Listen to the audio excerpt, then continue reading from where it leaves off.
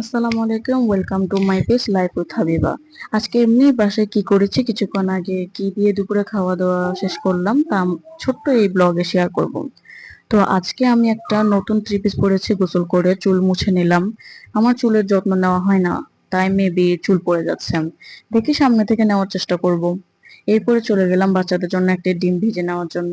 আহা, ডিমের কুসুমটা ভেঙে গেলাম, পারফেক্ট ভাবে ডিম পোস্ট করতেও পারলাম না। এবার ওদের জন্য ভাত নেওয়ার পালা। ওদের জন্য অল্প একটু ভাত, ডাল, ডিম নিলাম, সাথে অল্প করে তিতা করলা ভাজিও নিলাম। যাচ্ছে ওদের জন্য ভাত নিয়ে পানিও নিলাম। আমরা পানি সিদ্ধ করে বোতলে নিই, তাই বোতল থেকে ঢেলে নিলাম। বাচ্চারা তিতা করলা খায়নি, এগুলো আমার থেকেই খেতে হলো। ওদের ভাত খাওয়া শেষ করে এক্সট্রা একটু ডাল খাওয়ালাম। ডালে প্রোটিন আয়রন বেশি থাকায় ডাল বাচ্চাদের জন্য উপকারী খাবার। শারীরিক বৃদ্ধি ও ওজন বাড়াতে সাহায্য করে, রোগ প্রতিরোধ ক্ষমতা বাড়াতে সাহায্য করে, হাড় ও পেশি শক্তিশালী করতে সাহায্য করে, হজম ভালো রাখে, দীর্ঘ সময় পেট ভরা রাখে। তো ডাল আসলে বাচ্চাদেরকে খাওয়ানো দরকার। যাই হোক, অনেক বেশি বলে ফেলেছি। তারপরে আমার জন্য অল্প ভাত ও তরকারি নিলাম, সাথে 2-3 পিস শুকনো গরুর মাংস ছিল, ওগুলো নিলাম।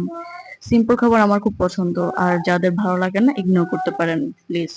খাওয়া দাওয়া শেষ করে বাচ্চাদের আম ছিলে দিলাম, তারা খুব মজা করে খেলো।